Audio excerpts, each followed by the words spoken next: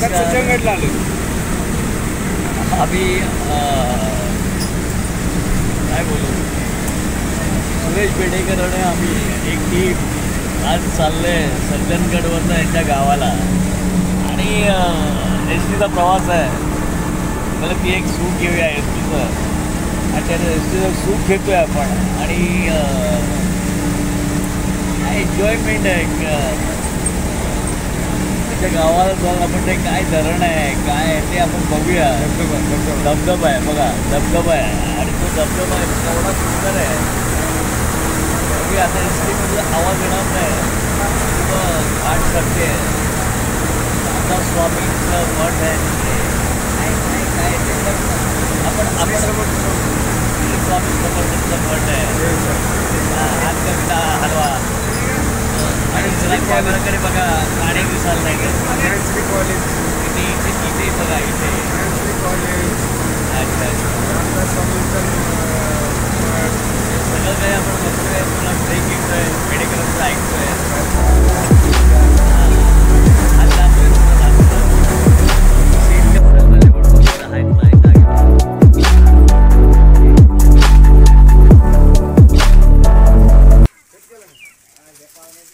साठ मावली याच्यामध्ये, 60 मावली.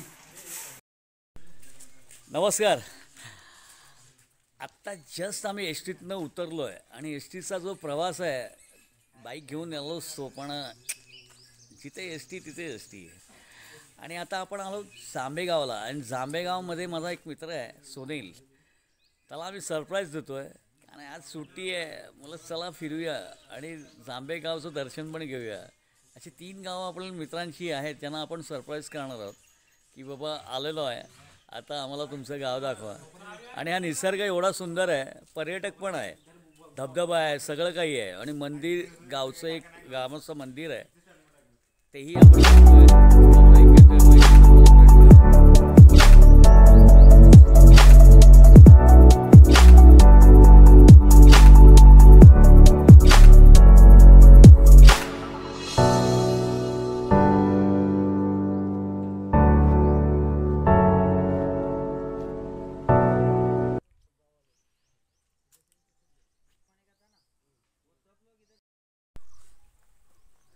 सुनीलला आम्ही सरप्राईज दिलेला आहे. आणि हे आमचे मित्र आहेत सुनील, आणि त्यांचे आमचे बाकीचे पण मित्र आहेत, त्यांचं आपण नंतर इंट्रोडक्शन करू.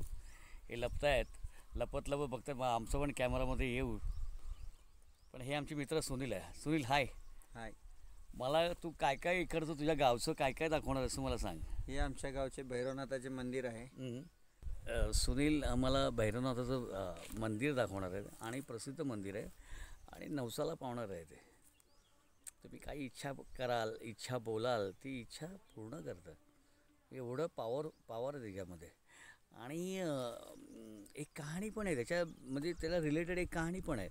ती कहाणी आपण माझ्या मित्राकडनं ऐकू, कारण गावकरी आहे ना, त्यामुळे माझ्या मित्राकडनं ही कहाणी ऐकून घेऊ की एक्झॅक्टली काय स्टोरी आहे.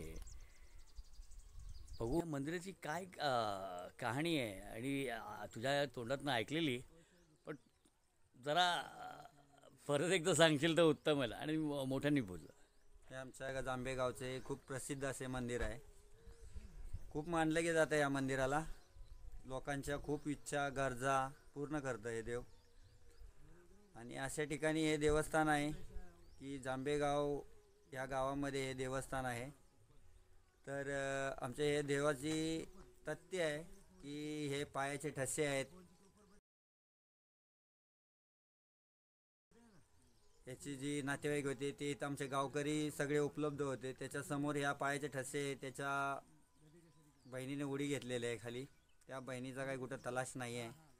आणि असा देव आहे की ज्याने मनातली इच्छा, ज्याला मनापासून पूजा करतो तो असा खूप असा छान त्याची भक्ती करतो. जो असं मनापासून भक्ती करतो तो खूप अशी छान त्याला यश देणारा हा देव आहे.